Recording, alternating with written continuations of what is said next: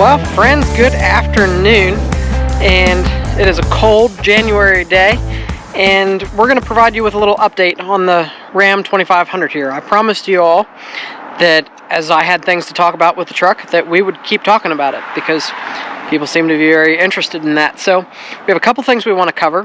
One being the accident with the truck and the travel trailer, and I want to tell you about what we learned through that experience. Then there was another little snafu with the dump trailer there that caused some damage to the truck, so we'll talk about that a little bit. And then finally, we have the Duratrac tires, which is the main reason this update is showing up now. So in the remainder of the fall episodes with the RV, you will then see the Duratracs on the truck. So we're going to talk about, as you can see, all the snow around me, how do they perform and how they have been performing over the last 6 months, 10,000 miles or so. So if you watched our episode from Holly River State Park this spring, you might remember that the truck and trailer collided somewhere in West Virginia. So I'm a little flustered. This morning, when we went to do our hike, we realized damage on the truck here, as maybe you can see. It's all pushed in and the taillight's shattered. So I guess I kind of thought originally when we got to the hike that I had the truck parked here kind of wonky and I thought maybe someone hit me. Then we came back and I seen the camper is also dented and all boogered up. So I don't know, now I gotta file an insurance claim on Monday because the truck for sure needs fixed, but the shattered taillight will fog up pretty much, I imagine, as soon as it gets warm enough, because there's probably already moisture in there from all the rain. I actually have no idea where the accident took place or how it took place, but they were able to kind of jackknife. I guess we was going around a sharp turn on a road. It was never a situation where we were backing up the trailer. We were just driving to Holly River, and the laws of physics somehow made it so maybe they were tilted a certain way when I was making a sharp turn or something.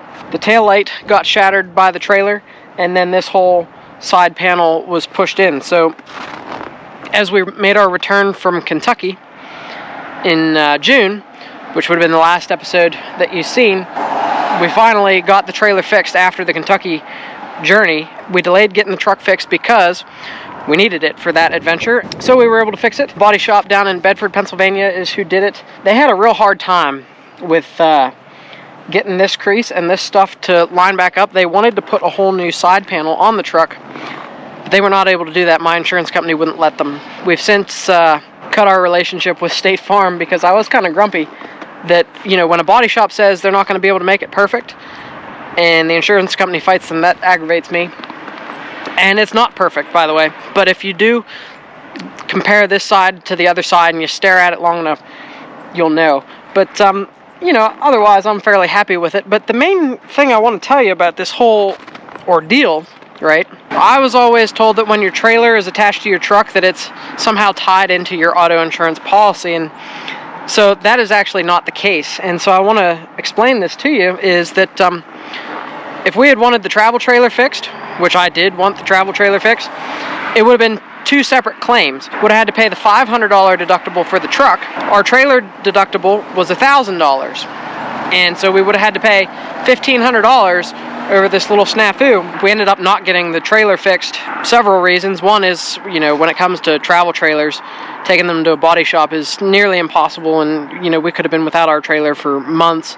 And as you know, we frequently like to be camping, so if it's in the body shop, that means we can't be doing what we like to be doing. So, $500 deductible fixed the truck. It was, I think, like $4,000 in damage or something. Just these taillights alone, the LED ones, they're $600. So that was more than enough to cover the deductible there. You know, and then of course paint and, you know, them stickers and all that good stuff. So yeah, don't wreck your truck into your trailer unless you want to be out, you know, twice the money. And so that's part of why I had the trailer deductible so high, is because I figured, or at least I was told, that you would only need it like if something happened while it was stationary and not attached to the truck. But that's absolutely not the case. If the trailer is damaged in an accident while you're on the road and it's something that's your fault, you're out the deductible there. And you can't have a claim against yourself. So that's why, like, it's 2 claims. Yeah, and then of course your insurance rates will go up when you have a claim. And yeah, it was quite a bit of money, actually. So another reason we then went shopping for car insurance was to try to find a better deal. Real quick then, as it relates to the dump trailer and the truck, this was a separate incident, obviously, but we was disconnecting the dump trailer from the truck, and it had a load in it. The tongue jack, like after we disconnected it from the truck and I pulled the truck out of the way, the tongue jack actually ended up breaking, and it fell on the 7-way, which you'll see here I had to put a new one on. Well, that's the problem, is so the tongue fell on the 7-way and shattered it into a million pieces, and I tried to rewire it the way that I thought that it was wired in the first place. Well, whatever I did was wrong, and it shorted a bunch of fuses in the fuse box of the truck. So that was causing me a whole bunch of problems, and didn't know that the fuses in the truck were blown till we went to pull the camper. Yeah, so then I spent a good bit of time in one of our future trips trying to diagnose what was causing that. And it's a little 30 amp fuse in the fuse box, and it was very difficult to tell that it was blown. But yeah, because I looked at it like 3 times before, like, I finally swapped some fuses around and figured out that it was in fact blown.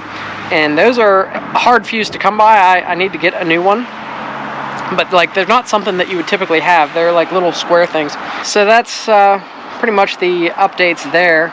We got the truck fixed, which was good. We figured out the fuse problem as it relates to that. So, you know, learning experiences. Little stuff that has nothing to do with Ram, really, but just thought I would share, especially the travel trailer thing, you know, because y'all can learn from that. If you was ever in an accident, you know what to expect. And also to know that you should check out your fuse box if you ever have problems with your trailer lights, trailer brakes, things like that. Let's move on to the tire situation. So we were supposed to be leaving on a trip to go down to Virginia's Cape Charles, and that was in August. So we went and we're going to hook up the travel trailer. As you can see around me, where we live now, we do not keep the travel trailer here on our property because no room for it. And no way to get it up this driveway, even if there was room for it. I was coming home from work that day. The TPMS for the truck started going off. One of my tires was low. I got back here, looked at my tire, and there was nail in it. The nail itself was like real close to the edge of the tire. I don't think I have any like footage of it, but like if it's close to the sidewall, like out here, you can't plug it safely. Especially in that instance, we were about to tow, you know, 1,000 miles. Oh, well, I just wasn't going to take that chance. So it delayed our departure for the trip. I called a couple local places, I believe, and looking for tires that were all-terrains with the severe weather rating that were in the size of the truck. So my original intent was to get a set of KO2s and actually to bump it up a couple sizes. I was thinking 295s or something to that effect. Nobody had anything in that size in stock, and so these are still the stock size that came with the truck in the Duratracs. That was the only thing in stock in the area, and like I said, we were trying to get on the road and, you know, didn't want to postpone the trip for days, so we had a matter of hours to get a set of tires on this thing. And the tire shop did, of course, agree that there's no chance to plug something when it's that close to the sidewall. The Goodyear KO2s have always been my favorite tire, and this is our new Jeep here. You're going to see some episodes and content on this in the future, but anytime I've had something without the BFG KOs on it, I've been kind of disappointed. These are by far my favorite tire, pretty much a no compromise situation. So the ones that was on the Ram, they had over 50,000 miles on them. They were at, I believe, like 52,000 before I replaced them. They probably would have got somewhere in the neighborhood of 57 or so on them by the time winter rolled around, and my plan was to replace them before wintertime anyway, so it didn't hurt my feelings. It just sped it up by 2-3 months or so, and I'm glad that we got tires because this winter has been considerably snowy. Yeah, my plan, like I said, was to get some KO3s, just because I like them KO2s so much. I mean, you've seen us take this thing on the sand dunes and stuff in Michigan, and you can go anywhere. They were good in the mud, the dirt, gravel roads. They were decent in the snow. But so that's where these Duratracs really have a leg up on the BFGs, is in snow performance. But that, however, is not without compromising in some other ways.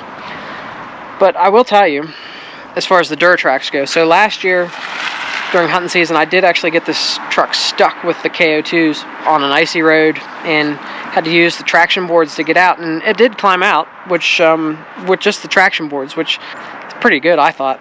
But these 3/4 tons are heavy, and so that's where, like, they're not going to be your best vehicle in the snow.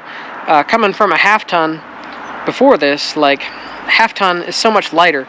You got like 2,500 pounds less of truck to get going in the snow. So I was a little bit disappointed in this truck in the snow prior to now having the Duratracs. The Duratracs in that same exact spot where I got stuck last year, in very, very similar conditions, if not worse conditions, the truck just climbed up that hill without even thinking about stopping. I mean, with these Duratracs on it, it went from being mediocre in the snow to probably better than anything I've ever driven in the snow. And you're going to see in upcoming episodes, we drag the camper out of a snowbank while on snow, and with these tires on it, it does it like it's nothing. And you know, this, I didn't get on camera, but coming home in the snow, I towed it up a mountain. This was a paved road, but snow covered the whole way. Towed the 10,000 pound camper up the mountain on snow covered roads, zero issues. So the Duratracs, like, when it comes to snow performance, they're definitely better than the KO2s. So what are your compromises then, right? So these things are incredibly noisy, for one thing. So like when you're on dry pavement and 2-wheel drive, it sounds like you're in 4-wheel drive when you make sharp turns, because they're scrubbing on the ground because they're so grippy. So that's annoying. And there is highway noise. I mean, these tread blocks are pretty open, and just the way that the BFGs are designed with that noise canceling technology, these are noisy. And I've been rotating the crap out of them. We have 10,000 miles on them now, roughly. And I think I've rotated them 3 times already. So like, I'm rotating them to try to keep them quiet, and it seems to be helping.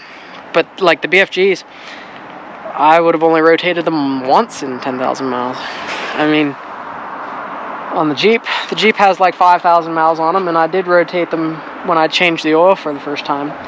But yeah, they're not noisy on that thing, that's for sure. Second problem with Goodyear Duratracs is I'm getting worse fuel mileage now than I ever have, both towing and unloaded. With the BFGs, like running around town and stuff, I was usually able to get like 14 or so. Now I get like 12. Towing is worse. Highway, used to be able to get 18 or so. Now you're lucky if you get like 16. So fuel mileage is worse.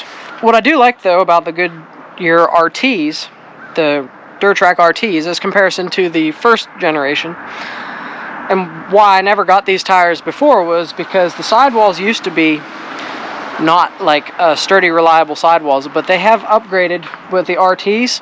These are just as strong as the KO2 sidewall. So I felt pretty good about them from that perspective, but like if you read about like the first generation, the weak sidewalls was definitely a complaint. I'm not sure how, like, if I'm going to get as many miles out of these as the KO2s. You know, that'll remain to be seen. And honestly, I probably won't have the truck long enough to figure that out. But they're supposed to be better from that perspective as well. One of the other things I don't like about these is, and I probably, again, won't have the truck long enough for it to be an issue for me, but it might be for the next guy, is the sipes on these, they're not full depth. And so you'll see it on some other tire review videos. The sipes only go like part way through the tread blocks, whereas on your KO2s and KO3s, the siping goes all the way down. So and you know, the proof of that would have been my old tires with 50-some thousand miles on them. you know, you could still see all the sipes. If you look at a Duratrac with 50,000 miles on it, they're virtually gone. The other reason I like the KO2s on this truck was because I had the white letters, and I'm a big fan of like the classic look of like this truck, and the white letters kind of helped with that. Goodyear, they don't do white letters, so they're an aggressive enough looking tire. It still looks real good on the truck. The truck's obviously dirty right now because it's January, but such is life. As kind of a conclusion here to this video, this is still my favorite truck that I've ever owned, despite a couple little snafus. And again, none of that has anything to do with Ram, really. It's been reliable. Still don't have any issues with the motor transmission combo. It'll be due for some fluid changes here shortly, assuming we keep it.